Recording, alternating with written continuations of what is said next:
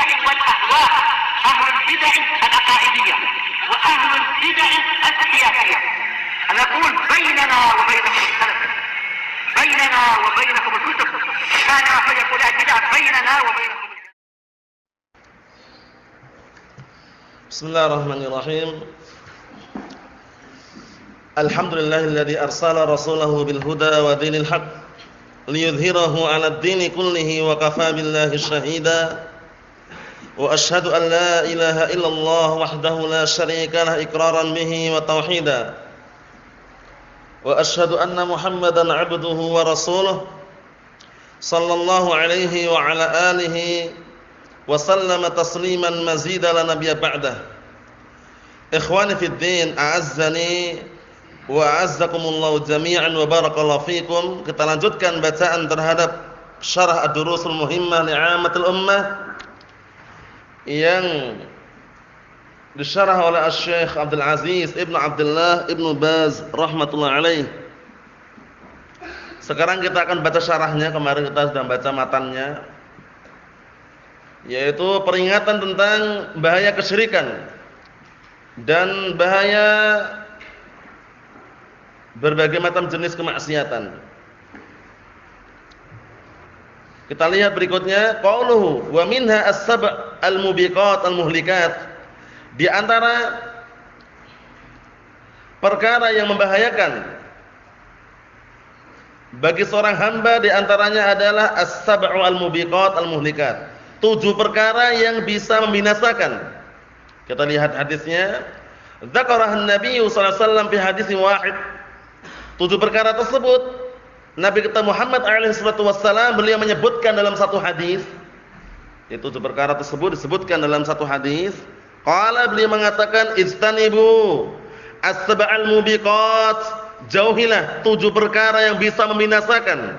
7 perkara yang bisa membinasakan, menghancurkan, menghantarkan pelakunya ke dalam siksaan Allah Subhanahu wa taala wal iyad billah. Apa itu? Pertama, asyirku billah, syirik. Kemarin kita baca kemarin jamatannya ya. Ternyata disebutkan dalam satu hadis. Pertama adalah asyirku billah, berbuat syirik kepada Allah Subhanahu wa taala. Yang mana sudah kami sebutkan definisi asyirik. Bahwasanya definisi yang paling bagus, syirik itu adalah taswiyatu ghairillahi billahi fima huwa min khasaisillah. Taswiyatu ghairillahi billahi fima huwa min khasaisillah, menyamakan yang selain Allah dengan Allah Subhanahu wa taala pada perkara yang itu merupakan kekhususan bagi Allah taala. Jadi syirik itu orang menyamakan yang selain Allah dengan Allah, samakan. Baik itu dalam hal dimintai rezeki, baik dimintai keberkahan atau yang semisalnya. Itu definisi kesyirikan yang masyhur dan sering disebutkan para ulama, di antaranya Al-Imam Abdurrahman bin Nasir As-Sa'di rahmatullahi alaih, taswiyatu ghairillahi billahi fima huwa min khasaisillah, yaitu menyamakan yang selain Allah dengan Allah taala pada perkara yang itu merupakan kekhususan bagi Allah taala. Jadi enggak boleh orang lain ikut campur. Nah, dia samakan sama dia. Dia samakan, dia duakan Allah taala dalam hal tersebut. Itu adalah kesyirikan. Kita lihat. Yang kedua as-sihr, was-sihr, yaitu sihir yang kita lewati kemarin ya. Sihir semuanya hitam, semuanya kelam, semuanya jelek. Nah, oleh karena itu sampai-sampai para ulama mengatakan bahwa haddus sahir al-qatl.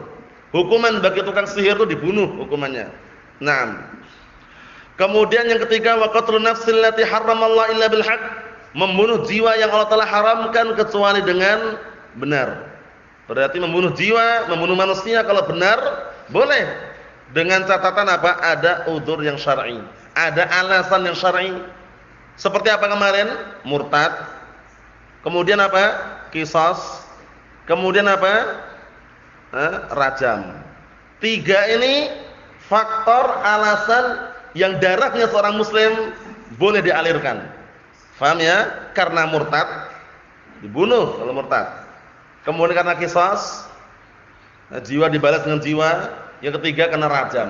Nah, kita lihat Yang keempat, wa aklur riba, memakan harta riba. Sudah kita lewati semua jenis ribawiyah, hindari. Baik dalam hal jual beli, transaksi jual beli atau yang semisalnya, tukar menukar barang atau yang semisalnya, hindari ribawiyah.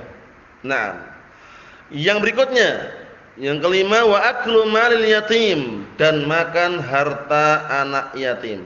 Allahul musta'an. Memakan harta anak yatim bukan berarti hartanya dimakan langsung, itu bukan, tapi menghabiskan harta yang diamanahkan untuk apa? Anak yatim, dia habiskan untuk pribadi. Dalam kondisi barakallahu fikum, anak yatim tersebut di bawah tanggung jawab dia. Paham ya? Barakallahu fikum. Intinya secara global memakan harta anak yatim haram. Yang berikutnya, yang keenam, wa tawalli yaumaz zahf. Lari dari medan pertempuran. Lari dari medan pertempuran haram. Jadi kalau sudah perang melawan musuh, jangan lari. Kalau dia bakatnya dalam bidang logistik, ya logistik enggak masalah. Atau dia dalam bidang menghantarkan makanan, ya enggak masalah. Intinya jangan lari dari medan peperangan. Baik itu perang yang sifatnya menyerbu atau sifatnya bertahan. Paham ya? Jangan lari. Barakallahu fikum. Dulu banyak ketika di Damas, perang terakhir kemarin, banyak dari kalangan orang-orang kita gelari orang-orang munafikun. Itu orang-orang yang terselubung. Mereka seakan-akan awal mulanya ketika sebelum ada perang itu, Masya Allah, di pondok, di Damas, gini. Begitu ada perang, mereka ternyata apa? Enggak bertahan di situ, lari mereka. Lari tapi minta bantuan orang-orang Syiah. Paham ya? Orang Syiah fasilitasnya kan memadai. Ditelepon, pakai speaker, siapa yang mau keluar dari Damas, hubungi nomor sekian-sekian. Ternyata ada beberapa tempat yang memang sudah siap bis-bis di situ. Jadi orang-orang yang kira-kira mereka mau lari dari peperangan tadi itu, lari lewat belakang. Allah musta'an. Padahal kondisi keadaannya walhamdulillah kemenangan di tangan Ahlus Sunnati wal Jamaah. Allah musta'an. Jadi termasuk dosa besar adalah apa? Lari dari medan peperangan. Yang berikutnya yang ketujuh, wa qadful muhsanatil mu'minatil ghafilat, muttafaqun alaih. Menuduh seorang wanita berzina dengan tuduhan yang keji. Wanita tersebut bukan wanita sembarangan, wanita yang sudah menjaga kehormatannya dan mukminah lagi, dituduh. Ini termasuk apa? Perkara yang sangat berbahaya. Menuduh berzina, menuduh melakukan barakallahu fikum liwat misalkan. Itu semuanya harus ada bukti dan saksi. Kalau cuma tuduhan saja enggak bisa datangkan saksi, maka dicambuk 80 kali cambukan. Barakallahu fikum. Bisa dilihat kisahnya dalam surat apa itu? An-Nur ya. Barakallahu fikum, keadaan orang-orang yang menuduh kemudian tidak mampu mendatangkan saksi. Berikutnya, wa qaulu Syekh rahimahullah at-tahdhir minasyirki wa anwa'ih, al-hadar wa at-tahdhir minasyirki, kata beliau, memperingatkan dari bahaya kesyirikan dan jenis-jenisnya, dan memberikan peringatan serta memperingatkan dari bahayanya kesyirikan. Kata beliau maknanya asyirku, syirik itu kata beliau, sarfu ayyi naw'in min anwa'il ubudiyyah li ghairillah, menyerahkan salah satu jenis daripada jenis-jenis peribadatan untuk selain Allah Ta'ala. Itu syirik. Paham ya? Bersujud dia serahkan kepada batu-batuan. Paham ya? Kemudian menyembelih sembelihan dia peruntukkan untuk Mbah Fulan Ba'alan. Paham ya? Bernazar dia tujukan kepada Syekh Fulan Syekh Alan misalkan. Seperti zaman-zaman sekarang atau mungkin zaman-zaman dahulu dan zaman sekarang masih ada juga. Kadang-kala kalau orang mau bikin jembatan, itu mereka ritualnya enggak cukup sehari dua hari. Kadang mereka harus tahlilan berapa hari terlebih dahulu. Karena jembatan ini mau dilalui banyak orang nanti. Paham ya? Kemudian ada sebagian mereka yang sampai ekstrim. Menyembelih kerbau atau sapi, kepalanya ditanam di bagian apa? Bagian ujung-ujung jembatan tadi itu, sebelum dibangun jembatan. Allahumma musta'an. Syirik. Allahumma musta'an. Jadi hati-hati ya. Namanya kesyirikan bahaya sekali. Bisa menghancurkan semua amalan kalau akbar atau menghancurkan amalan yang terkena syirikan kalau asghar. Wa qad taqaddama bayanu syirki wa anwa'ihi fid darsir rabi' faraji'hu.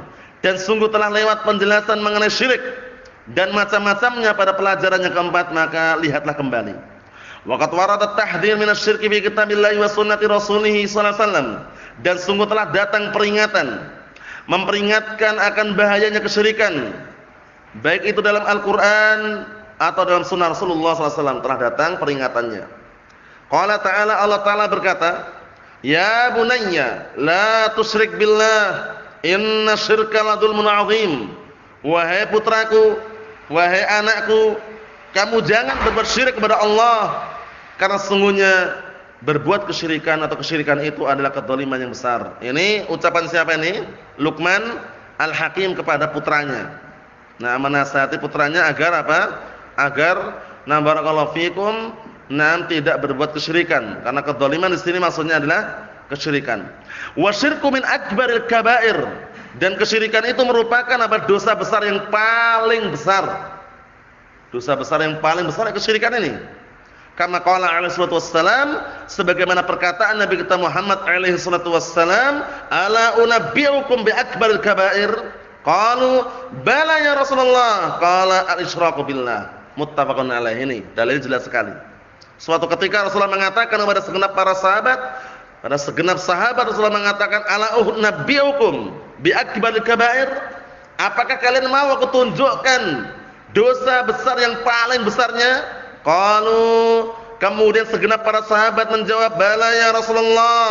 Tentu ya Rasulullah. Qala al-isyraku billah. Yang pertama, yang paling besarnya adalah berbuat syirik kepada Allah Subhanahu wa taala. Kenapa? Karena sudah diciptakan, sudah diberi rezeki, dia malah mensekutukan Allah Subhanahu wa taala. Anta ja'alani lillahi niddan wa huwa khalaqaka. Engkau menjadikan tandingan untuk Allah taala dalam kondisi Allah taala yang menciptakan engkau. Bayangkan. Nah, tidak ada rasa syukur di situ ya. Allahul musta'an. Hadisnya muttafaqun alaih. Jadi dalam hadis yang mulia ini kita ambil pendalilan dosa itu ada yang besar, ada yang kecil. Kemudian yang dosa besar aja itu ada yang lebih besar lagi. Daripada lingkupan dosa besar itu ada yang lebih besar lagi, yaitu al-isyraku billah. Itu berbuat syirik kepada Allah Subhanahu wa taala. Allahul musta'an. Wa min asy-syirki an yasjuda li ghairillah aw yad'uwa ghairallah wa yatlub minhu qada'a hajatihi. Allahul musta'an. Termasuk bentuk kesyirikan sujud kepada selain Allah taala dan berdoa kepada selain Allah taala, meminta kebutuhan kehidupannya kepada selain Allah taala. Allahul musta'an. Inilah yang terjadi ya. Nah, barakallahu fikum, orang kadang pengen kaya malah larinya ke dukun mencari pesugihan. Larinya ke kuburan mencari pesugihan, larinya ke tukang apa? Tukang sihir atau yang semisalnya. Tujuannya apa? Biar kaya. Tujuannya biar kaya. Padahal siapa yang mampu memberikan kekayaan secara mutlak itu siapa? Allah taala. Larinya malah ke dukun. Dukunnya mensyaratkan, syaratnya setiap malam Jumat Kliwon tabur bunga di perempatan jalan. Ada seperti itu. Paham ya? Dulu sempat heran ya, pernah suatu ketika anak jumpai itu lewat di perempatan jalan setiap hari Jumat pagi, tapi malamnya Jumat Kliwon itu ya. Jumat Kliwon itu banyak bunga tabur itu. Wah, kemudian tanya-tanya, ngobrol-ngobrol, ya itu diantaranya orang-orang yang melakukan ritual tadi itu. Biar kaya, biar cepat apa? Nah, barakallahu fikum, mendapatkan uang yang banyak. Walaupun kadang-kala mereka minta bantuan jin.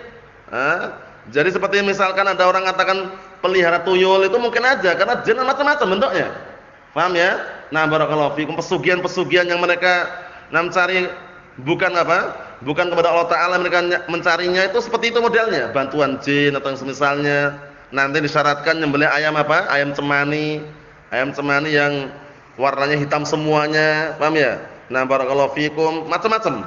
Allahumma musta'an, kesyirikan macam-macam bentuknya. Padahal Allah taala sudah menjamin ya, kalau minta langsung gitu loh. Wa qala rabbukum ud'uni astajib lakum, langsungan.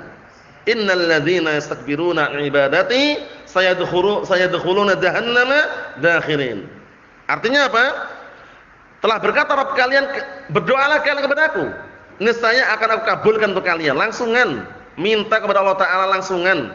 Paham ya? Sesungguhnya orang-orang yang sombong terhadapku, sombong di dalam beribadah kepadaku, maksudnya tidak mau minta kepada Allah Ta'ala, mereka akan masuk ke dalam neraka Jahannam dalam keadaan rendah dan hina. Kemudian Allah Ta'ala juga menjamin, menyebutkan dalam Al-Qur'anul Karim, wa idza sa'alaka 'ibadi 'anni fa inni qaribun ujibu da'watad da'i idza da'an falyastadibuni wal yu'minu bi la'allahum yarshudun. Jelas langsung. Katakanlah apabila hamba-hambaku bertanya tentang diriku, katakan diriku itu dekat. Diriku dekat kata Allah Ta'ala. Mengabulkan doanya seorang yang berdoa.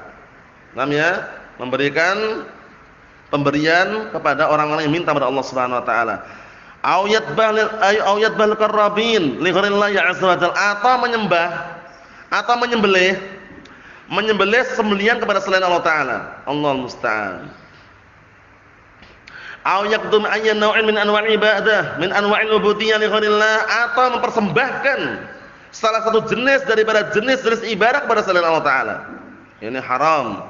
Sawa'un kana hadzal mad'u hayyan aw mayyitan aw qabran aw sanaman aw hajaran aw syajaran aw malakan aw nabiyyan aw waliyan aw hayawanan aw dzalik. Bayangkan ini, syirik macam-macam bentuknya. Baik yang dia mintai, yang dia seru, yang dia berdoa kepadanya, baik itu orang hidup atau orang mati, kuburan atau berhala, ataupun batu, ataupun pohon, ataupun malaikat, ataupun nabi, ataupun wali, ataupun hewan. Bayangkan hewan. Jadi minta kepada hewan itu syirik juga. Paham ya? Nah, zaman sekarang kan udah tahu sendiri kan, contoh yang paling dekatnya yang mereka agungkan, terkadang dimintai apa? Keberkahannya. Ya, kiai siapa? Kiai Slamet yang ma'ruf itu ya. Itu kan kerbau hewan dimintai. Allah musta'an. Hati-hati. Kalau zaman sekarang di daerah India itu kalau sapi atau lembu di daerah beberapa tempat itu diagungkan. Jadi enggak boleh menyembelih sapi itu. Paham ya? Diagungkan. Nanti ada apa? Ada waktu-waktu khusus dimandikan, dirayakan sapi padahal. Paham ya? Allah musta'an, seperti itu. Sampai tingkatan seperti itu ya tingkatannya.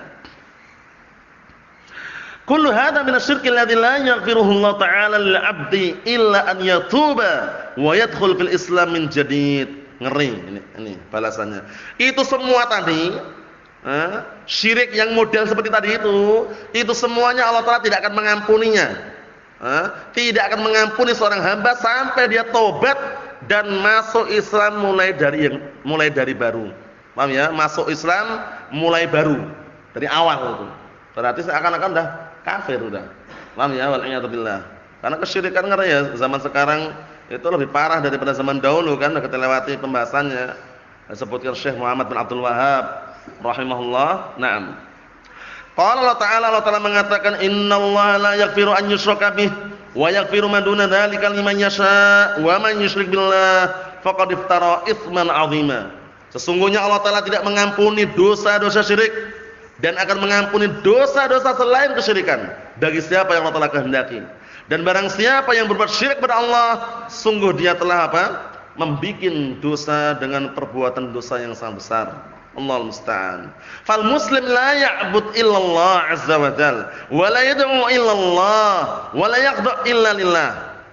Maka hendaknya seorang muslim tidaklah beribadah kecuali hanya kepada Allah. Tidaklah berdoa kecuali hanya kepada Allah dan tidaklah tunduk kecuali hanya kepada Allah Subhanahu wa taala. Qala Allah Ta'ala mengatakan, "Qul inna salati wa nusuki wa mahyaya wa mamati lillahi rabbil alamin. La syarikalah wa bidzalika umirtu wa ana awwalul muslimin." Katakanlah sesungguhnya salatku, nusukku, apa nusuk? Sesembelihanku. Sesungguhnya salatku dan sesembelihanku, hidupku dan matiku hanya untuk Allah Ta'ala Rabb semesta alam. La syarikalah, tidak ada sekutu baginya. Wa bidzalika umirtu, dan dengan itulah aku diperintahkan. Wa ana awwalul muslimin, dan aku adalah orang yang pertama kali berserah diri kepada Allah Ta'ala. Paham ya? Naam, seperti itu. Jangan ambil dikit lagi. Wa minasyirki aidan i'tiqadun anna lillahi zaujah wa waladan. Penting ini, termasuk jenis kesyirikan keyakinan bahwasanya Allah Ta'ala punya istri dan punya anak. Ini bahaya ini. Meyakini Allah Ta'ala punya istri, punya anak. Parah sudah ini. Padahal apa? Dijelaskan kan dalam surat Maryam juga jelaskan mengenai tauhid. Dalam surat apa? Al-Ikhlas jelas. Qul huwallahu ahad. Allahus samad, lam yalid wa lam yulad. Itu pun masih ada. Ya, yang mengakui Allah Taala itu, yang meyakini Allah Taala punya anak. Orang-orang musyrikun zaman dahulu kan meyakini Allah Taala punya anak. Siapa anak-anak Allah Taala yang mereka anggap? Para malaikat. Para malaikat mereka jadikan anak-anak perempuan untuk Allah Taala. Bayangkan itu. Ya kan? Wa ja'alul malaikata alladziina hum ibadur rahmani inasa. Asyhadu khalqahum. Artinya apa? Artinya waktu itu mereka menjadikan para malaikat itu hamba-hamba Allah Taala sebagai apa? Inasa, anak-anak perempuan Allah Taala. Ditantang oleh Allah Taala, asyhadu khalqahum. Apakah mereka menyaksikan penciptaannya? Enggak menyaksikan. Faham ya? Dan mereka sendiri yang mengatakan Allah Taala punya anak perempuan itu malaikat, enggak suka kalau dilahirkan dikasih kabar gembira dengan anak perempuan yang lain. Enggak mau mereka. Enggak suka. Ya kan? Nah, sebagaimana perkataan Allah Subhanahu wa taala, wa idza busyira ahaduhum bil unsa dhalla wajhuhu muswaddan wa huwa kadhim. Kalau dikasih kabar gembira mereka dengan lahirnya seorang anak wanita, anak perempuan, wajahnya tiba-tiba menghitam dan marah mereka. Enggak suka, tapi mereka mengatakan Allah Taala punya anak perempuan, bayangkan. Allahul musta'an. Asyhadu khalqahum, apakah mereka menyaksikan penciptaannya? Allahul musta'an. Kita lihat di sini. Allah Taala mengatakan qul huwallahu ahad. Katakanlah dialah Allah, zat yang maha tunggal, esa, satu. Allahus samad, dialah Allah Taala zat yang apa? Bergantung semua makhluk kepadanya, semuanya. Mulai tumbuh-tumbuhan, hewan, manusia, semuanya bergantung rezekinya kepada siapa? Allah Subhanahu wa taala. Sebagaimana perkataan Allah Subhanahu wa taala, "Wa ma min dabbatin fil ardi illa 'alallahi rizquha." Tidak ada binatang atau sesuatu yang hidup di muka bumi ini melainkan rezekinya di tangan Allah Taala. Semuanya. Antum lihat nyamuk, lalat, hewan sekecil itu, rezekinya siapa yang nanggung? Allah Subhanahu wa taala. Kemudian hewan-hewan yang lebih kecil, bakteri, virus misalkan. Itu kan kecil, butuh makan enggak mereka? Butuh makan, siapa yang nanggung rezekinya? Allah Subhanahu wa taala, bayangkan. Ikan yang besar, ikan paus, ikan hiu, di lautan yang sangat luas seperti itu. Kemudian mereka juga butuh makan, siapa yang nanggung rezekinya? Allah Subhanahu wa taala. Masya Allah. Jadi semuanya sudah di tangan Allah Subhanahu wa taala rezeki hamba-hambanya. Mulai dari tumbuh-tumbuhan, mulai dari hewan, manusia, semuanya rezekinya di tangan Allah Subhanahu wa taala. Wa fis samaa'i rizqukum wa ma tu'adun. Di langitlah rezeki kalian dan apa-apa yang dijanjikan untuk kalian. Innallaha huwar razzaq dzul quwwatil matin. Sesungguhnya dialah Allah, zat yang senantiasa memberikan rezeki dan zat yang maha kuat. Allah Subhanahu wa taala. Paham ya? Jadi kalau menggantungkan rezeki jangan pernah kepada orang lain. Jangan pernah antum, kita, kalian menggantungkan rezeki kepada orang lain, jangan pernah. Karena kalau menggantungkan rezeki pada orang lain mati, bingung dia. Ya enggak? Tapi kalau menggantungkan rezeki pada zat yang tidak mati, kepada Allah Taala tenang hatinya. Paham ya? Nah, wa tawakkal 'ala Allah. Tawakal kepada Allah Subhanahu wa taala. Paham ya? Oleh karena itu ketika Nabi kita Muhammad SAW meninggal dunia, saat itu segera para sahabat goncang mereka. Sampai Umar bin Khattab goncang, bayangkan. Umar bin Khattab goncang. Kok bisa ya? Enggak terima dengan kejadian tersebut. Akhirnya langsung Abu Bakar Siddiq radhiyallahu anhu berkhutbah, memberikan arahan kepada segenap para sahabat, menenangkan keadaan para sahabat, mengatakan man kana ya'budu Muhammadan fa innahu qad mat wa man kana ya'budu Allah fa innahu hayyun la yamut. Masyaallah. Barang siapa yang menyembah Nabi Muhammad, dia sudah mati. Dan barang siapa yang menyembah Allah, maka dialah zat yang hidup tidak pernah mati.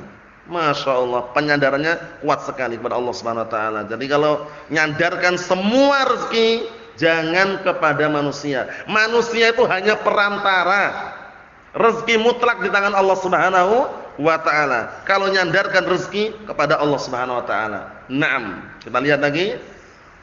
Lam yalid wa lam yulad, zat yang tidak beranak dan tidak diperanakkan. Bagaimana mungkin punya anak, istri aja enggak ada? Para ulama menyebutkan seperti itu kan? Maksudnya bagaimana? Allah Taala benar-benar tidak ada yang ikut campur urusan Allah Subhanahu wa taala. Naam.